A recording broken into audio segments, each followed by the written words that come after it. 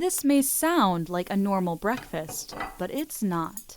This is a tale of corruption, greed, and most importantly, literal tons of syrup. Welcome to the breakfast of your nightmares, the Great Canadian Maple Syrup Heist.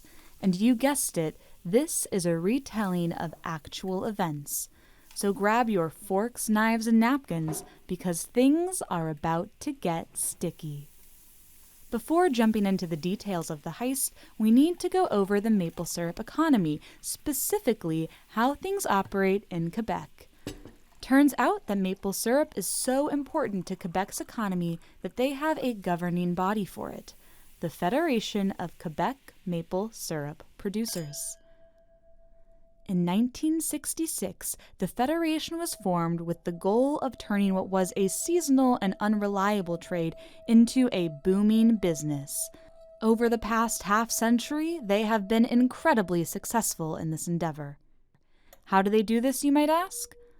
Well, partly marketing, of course, but mostly through intense cartel-like regulation. The Federation requires all Quebec maple syrup producers to register with them and send in their entire harvest each year. Once they have all of the harvests, the Federation classifies and sells them accordingly. Each distributor is only allowed to sell a certain amount of maple syrup, and the Federation keeps the rest.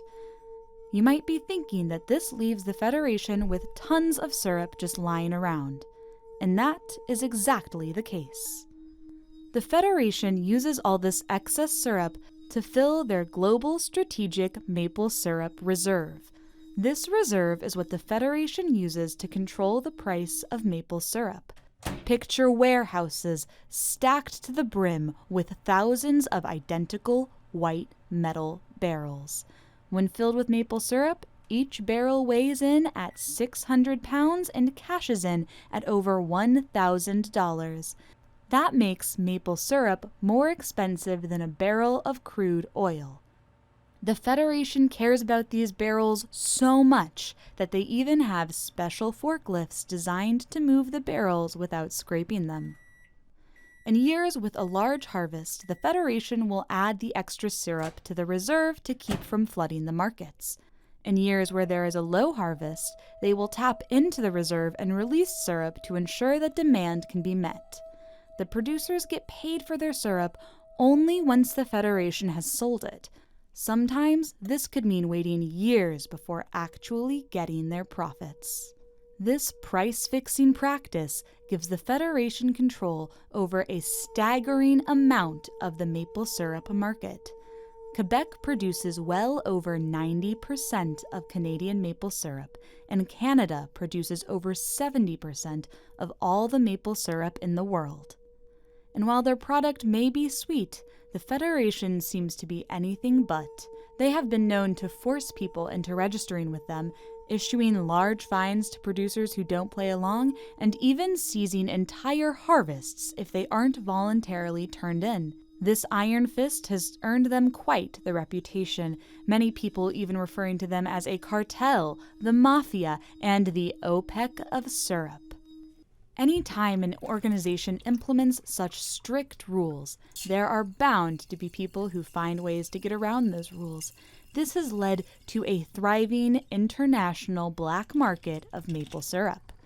The existence of this international underground market leads us to our crime du jour, the aforementioned Great Canadian Maple Syrup Heist. The year was 2011. The crime? Stealing actual tons of maple syrup. 2011 was a banner year for Quebec maple syrup production. The conditions were perfect for an extreme excess of maple syrup to be produced. So much excess, in fact, that the Federation had to rent an extra warehouse just to store it. Each year, the Federation conducts an inventory of the reserve. Since the stacks of barrels are stable due to their 600-pound weight, this often involves inspectors climbing through the stacks of barrels to conduct their checks. In 2012, one of the inspectors almost died because a barrel he was climbing began to topple over. Turns out that the barrel was empty. At first, one empty barrel simply seems like a mistake. After all, they do produce thousands. Mistakes are bound to happen. This is what the inventory check is for. But then they found another, and another, and another, and then they noticed that many other barrels had begun to rust. This was odd because maple syrup doesn't cause rust to form. But when they checked the rusty barrels, they weren't filled with maple syrup at all. They were filled with water. At this point, the investigation was on. This massive crime baffled everyone. How could someone pull this off? Well, for starters, the warehouse had no security. Why would they need it? Who would ever attempt to steal a 600-pound barrel, let alone thousands? You literally can't walk off with one. But turns out you can drive off with one. The husband of one of the warehouse owners had realized this, and he saw a sweet opportunity. So he assembled a team. They hired a driver to move the maple syrup to a remote sugar shack where they siphoned syrup into new barrels and refilled the originals with water. Once they had the syrup in their own barrels, they moved it out of Quebec to a non-Federation distributor, who then sold it to unsuspecting syrup lovers around the globe. This operation was running as smoothly as the syrup itself. They were able to keep it going for almost a year without anyone noticing. In fact, it was going so well that they started to get lazy. They stopped refilling the barrels with water and simply left empty barrels in the warehouse instead. As previously mentioned, these empty barrels proved to be their downfall. Quite literally.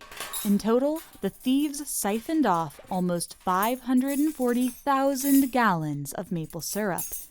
That was 12.5% of what the Federation had in their reserve at the time.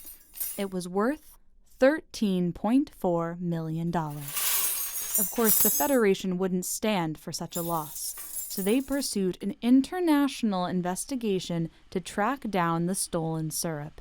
In the end, they were able to find about 70% of what was stolen. The other 30%? Already lost to the deliciousness of breakfast.